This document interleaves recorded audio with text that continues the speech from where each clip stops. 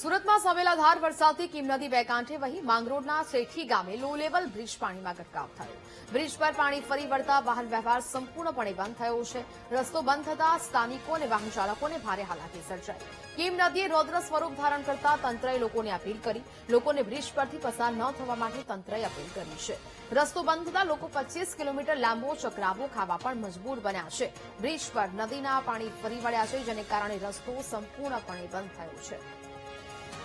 ઉપરવાસમાં પડેલા ભારે વરસાદને પગલે માંગરોળ તાલુકામાંથી પસાર થતી જે કીમ નદી છે એ કીમ નદીમાં ભારે પાણીની આવક થતા જ વેલાસાથી શેઠીને જોડતો જે માર્ગ છે, જે પુલ બનાવવામાં આવ્યો હતો, એ પુલ પરથી પાણી પસાર થઈ જતા જ હાલ જે છે તે પુલ બંધ કરી દેવામાં આવ્યો છે. સલામતીના ભાગરૂપે પોલીસ તંત્ર દ્વારા અહીં બેરિકેડ મૂકીને આ માર્ગ જે છે તે બંધ કરી દેવામાં આવ્યો છે. ખાસ કરીને વેલાસાથી શેઠી થઈ સીધું કામરેજ અને માંડવીને કનેક્ટ કરતો આ રોડ છે, પરંતુ આ જે બ્રિજ છે, બ્રિજ પરથી પાણી ફરી વળતા જ હાલ આ માર્ગ બંધ થયો છે. ત્યારે આ ગામના જે આગેવાનો છે તેઓ અહીં મુલાકાત આવ્યા છે, ત્યારે આપણે તેમની સાથે વાત કરીશું. જે આપનું પૂરું નામ અને શું પરિસ્થિતિ છે હાલ? કુલદીપસિંહ અભિસિંહ ચૌહાણ, વેલાસા ગામ. પાણી કીમ નદીમાં ભારે પાણીની આવક થતા જ આ પરિસ્થિતિ થઈ છે, કેવું છે હાલ? પાણી બહુ વધારે છે, માર્ગ બધા બંધ થઈ ગયા છે. અવર જો બે ગામની અવર જો બંધ થઈ ગઈ છે. પોલીસે એમનું કામ કર્યું છે. અહીં આ મુખ્ય માર્ગ છે, કયા કયા રોડને કયા કયા ગામને કનેક્ટ કરે છે? આ શેઠી ગામ, પાણેઠા ગામ, અહીંથી સીધો ટર્ગેશ્વર જવાય, પછી મોલવણ, પછી તમે કીમહો જવાય.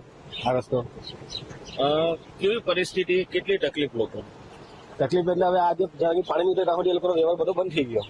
ઉલટીના શેઠીના લોકો છે બધા, તે દૂધ ભરવા માટે, બધા કામ માટે, દૈનિક જરૂરિયાત માટે અહીં આવે છે. એમ હવે લોકોએ હમણાં અહીં જવું, આટલે આવવું હોય તો 22 કિલોમીટરનો ફેરાવો લેવો પડે.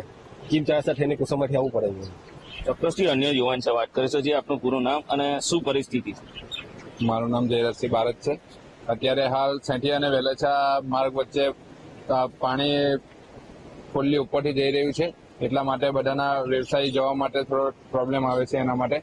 અને અત્યારે કોઈ હાલ પોતાનું કામ કરી શકતા નથી. ઘરે જેમ છે તેમ જ બેસવું પડે એમ છે કે ગામની ચારે બાજુ પાણી જ છે.